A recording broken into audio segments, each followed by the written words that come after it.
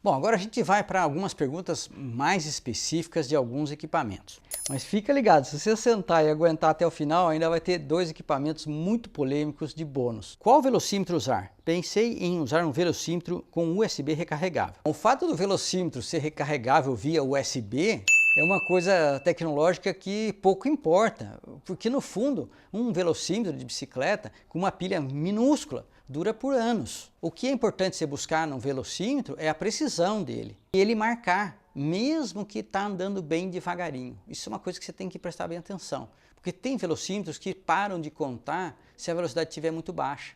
E às vezes você está empurrando, você tá andando, a bicicleta está andando tão devagar e não conta todo esse tempo que você empurrou a bicicleta morro acima.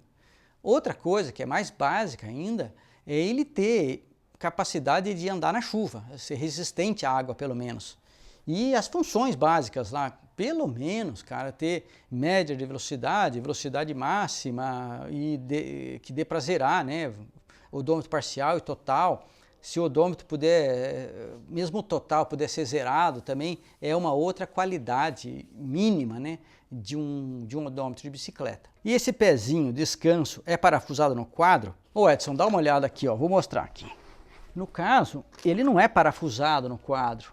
Ele tem essa borracha aqui e ele trava, porque esse quadro ele não é redondinho, não é cilíndrico. Quando ele vai torcer, ele mais ou menos trava aqui, ó. Então ele mais ou menos segura. O da Rafa, ele teve uma resposta melhor do que o meu. O meu acabou meio que cedendo, mas eu apertei e depois ele ficou funcionando. De toda forma, ele deita mais do que o da Rafa, talvez porque a minha bicicleta era um pouco mais pesada e acabou forçando, acabou que ele caiu mais vezes do que a bicicleta da Rafa. E eu acho que é isso, não tem muito mais o que falar sobre esse cara aqui. Tá aí. Agora vamos lá para outras dúvidas. Vi que não há acostamento. Os motoristas dão distância ao passar por vocês? Parece que só haviam vocês de bicicleta. Eles respeitam o trânsito? Saindo da capital, ou até mesmo na capital, a gente percebeu que eles respeitam. Mais que nada, o trânsito é lento. Isso que acho que é o mais importante. Então isso dá a sensação de que você está seguro. As pessoas não vão passar por cima de você. Parece que a vida tem mais importância. Todo o caminho foi assim. Excetuando-se no finalzinho da viagem, que eu até comento que as pessoas começaram a ficar mais estressadas, fazer ultrapassagem mais perigosa.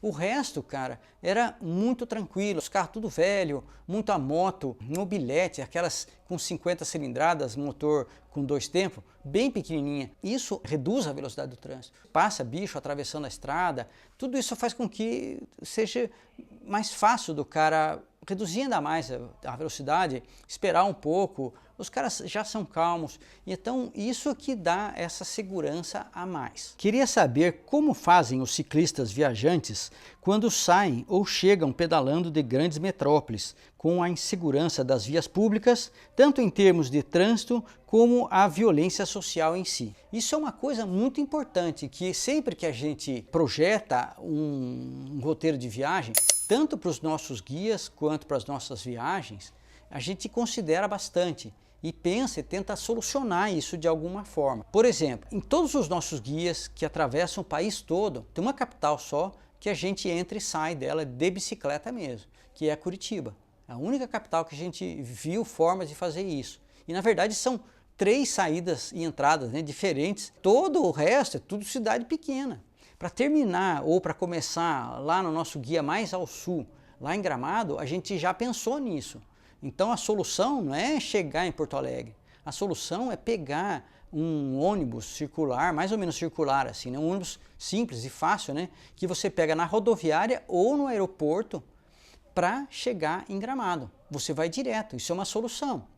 Lá em Curitiba também, chegando do aeroporto até começar as ciclovias de Curitiba, as partes mais interessantes, tem um ligeirinho, que você coloca a bicicleta também. Então cada local vai ter uma solução e a gente tenta passar isso aí em todos os nossos guias. Então quem está pretendendo viajar pela Tunísia vai poder ter todo esse tipo de informação. A gente já escolheu para descer de avião numa cidade na Itália, que fosse pequena. Palermo é uma cidade pequena, tranquila, o aeroporto tranquilo, a gente chegou montou a bicicleta e já saiu pedalando. E isso daí traz uma tranquilidade muito maior. Agora, quanto ao perigo social, isso daí é mais complicado, porque não é toda cidade que você sabe o que está acontecendo naquela região. Lá em Curitiba, de novo, voltando à nossa história, conforme os anos foram passando, eu coloquei no guia, olha, presta atenção, essa saída da cidade, melhor você não fazer ela de noite, nem de tardezinha. Então você tem que ficar ligado nessas coisas. Durante o dia é tranquilo. Agora, se você se atrasa, vai ficando à noite, você tem que dar um jeito para não entrar na cidade mais. Isso é uma coisa que a gente fala em vários dos nossos guias.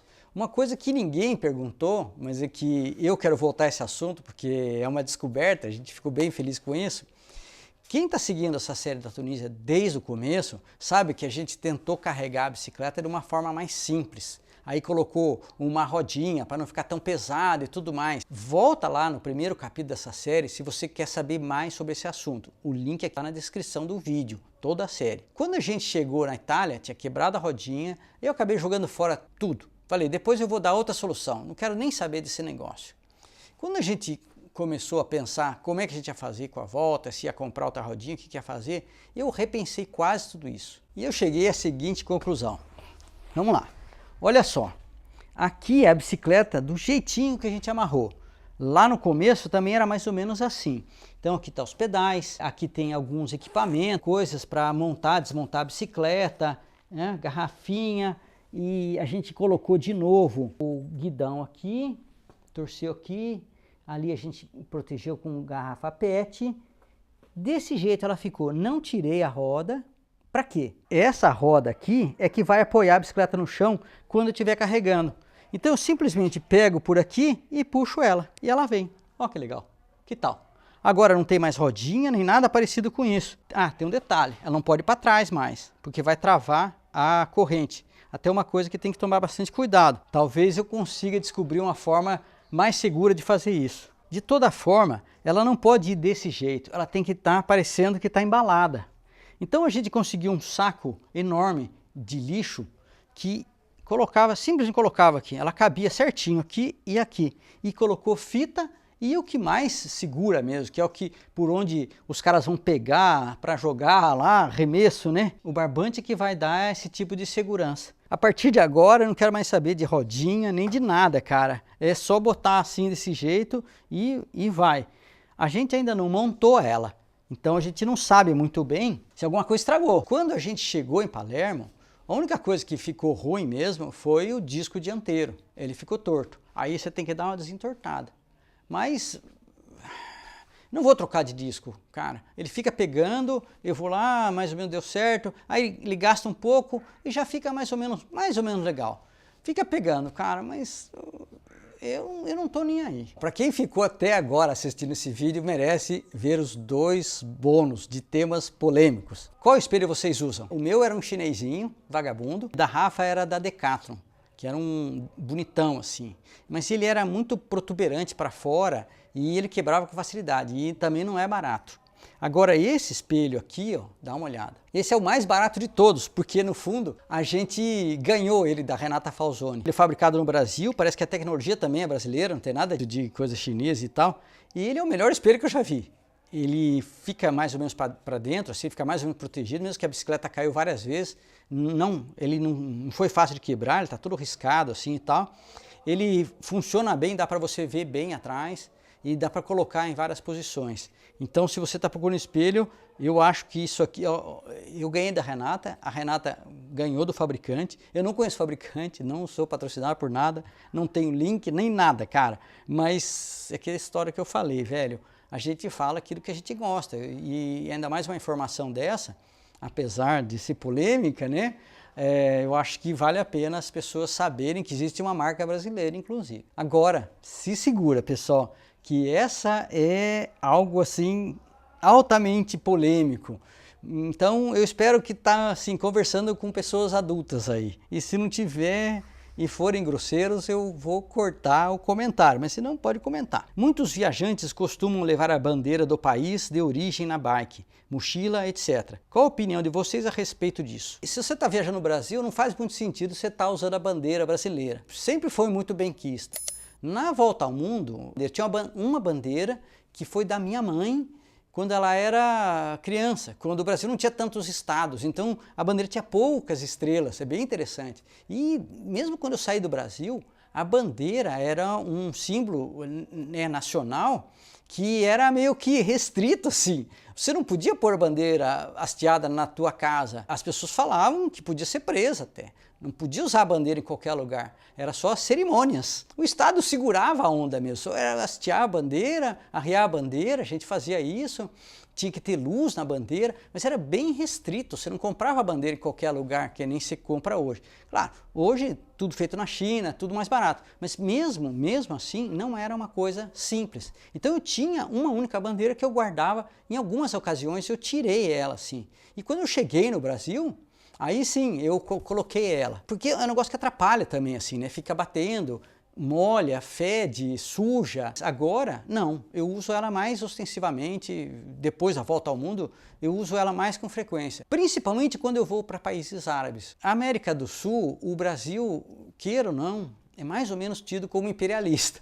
Mas a gente tem aquela coisa do soft power, que é um poder que não é um poder bélico, um poder de nada, mas aquela afetividade que os caras veem o Brasil, como o Brasil é visto. Então o cara vê a bandeira brasileira, lembra logo de futebol, lembra de carnaval, só lembra de coisa boa, não lembra de muita coisa ruim. Mas tem os problemas. Quando eu estava na Grécia, eu vi o Ayrton Senna na capa de todas as revistas e ele estava meio triste assim. Falei, o que será, né? Um sujeito falou comigo, e você deve estar meio triste, né? Por causa do Ayrton Senna. Eu falei, o que aconteceu? Ele morreu. Como você está na Grécia, vem tudo escrito em grego, você não entende nada. Eu devia ter imaginado porque a cara dele estava triste nas fotos de capa. Essa mesma pessoa, mais para frente, foi falando assim, porque no Brasil vocês matam criancinhas. Eu falei, caramba, que história que é essa? De onde que ele tirou? Isso é uma coisa nova, uma coisa que eu não sei, que já fazia quase 1 ano e meio que eu tinha saído do Brasil, lá na volta ao mundo. Ele estava falando sobre o massacre da Candelária, que todo mundo mais velho aí sabe, o pessoal mais novo não, uma milícia lá, parece que matou várias crianças de rua, tudo menor de 18. Simplesmente foi lá e bum, bum, bum, matou os caras. Isso daí é horrível, né? Você ouvir isso do cara. E eu falei, não, eu tentei arrumar, mas o cara, pelo jeito, sabia bem das coisas e o que você vai falar, velho? O que você vai falar? Então isso é meio triste. Agora que o pessoal vai ficar louco, né? Eu espero que você não entenda isso como nada além da história. Na Tunísia, eu estava num bar, quando eu falei com o Kaiser, aquele cara que ajudou a gente e tudo mais. E eu estava conversando com ele, tentando arranjar até um lugar para ficar. Aí o garçom vem para mim, me bate nas costas e fala, meu, teu presidente fez uma coisa muito legal, hein? Gostei do que ele falou. Eu falei, caramba, né, meu? Pô, legal, você chega assim, meu, o que você sabe da Tunísia? O que você sabe do presidente da Tunísia? Não sei nem quem que é o nome do cara. Nada. Agora, o cara saber do Brasil, pô, é chique, né, cara? E depois eu fui percebendo o que era. No fundo, a Tunísia, ela está muito conectada aos países árabes, obviamente. Os palestinos são primos dos caras. Então eles têm uma coisa que dói ver o que está acontecendo lá. E quando o Brasil se posicionou contra o que Israel faz, junto com a África do Sul e tal, é claro que isso virou notícia na Tunísia. Então a gente, através de novo desse soft power, você acaba que ganha com isso, você é bem tratado e as pessoas gostam de você só por causa do que você é brasileiro. Então nesse caso, eu fiquei, claro, orgulhoso, né, do cara chegar para mim, conhecer meu país, conhecer tudo isso. E tem tudo isso quando você tem uma bandeira na tua bicicleta. Obviamente que se fosse uma bandeira dos Estados Unidos, talvez eu não tivesse o mesmo respeito. Ou se fosse uma bandeira de Israel, menos ainda, né? Então, tem que ver aonde você está indo com esse equipamento bandeira, né? E qual o símbolo de tudo isso. Muita gente chegaram a comentar de eu colocar a bandeira minha em cima da bandeira do país, né, que eu tô. Eu nunca comprei uma bandeira do país que eu visito, eu geralmente ganho essa bandeira. Uma vez um sujeito comentou, olha, as pessoas vão ficar bravas com você porque você pôs a bandeira do país deles embaixo da nossa. Cara, isso aí É um detalhe que é importante quando a bandeira nacional fica em cima da bandeira de estado, né? Tipo, bandeira do Brasil, bandeira do estado de São Paulo fica um pouco mais abaixo. Isso a gente aprendeu lá na sala de OSPB. Mas as pessoas do país, quando vê você sendo um estrangeiro com a bandeira deles, ficam loucos de contente, cara. Ficam super felizes. Realmente você gosta deles. Então isso abre muitas portas. Tanto é que a partir do dia que eu recebi de presente essa bandeira, eu comecei a usar e colocava ela ali. Ficava lá atrás, ficava sujando, mas eu guardo até hoje com carinho, né? E mesmo a bandeira da Turquia também eu guardo com carinho também. Tudo isso faz parte de uma história que você vai colecionando, né, pessoal? Bom, mas agora já deve ter dado vídeo pra caramba e espero que você tenha gostado de ficar com a gente até aqui. Espero que a gente possa se encontrar nos outros vídeos, né? E se puder, deixa o seu like, divulga, comenta, aperte o sininho e agradeça junto comigo todo o pessoal que está ajudando a manter esse canal ativo, né? Que é o pessoal que está lá no Apoia-se e no Seja Membro. Nosso muito obrigado e até a próxima.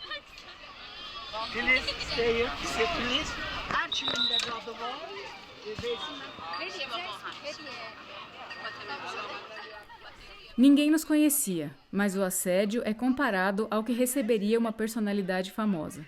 Realmente, eles têm um carinho todo especial com o turista.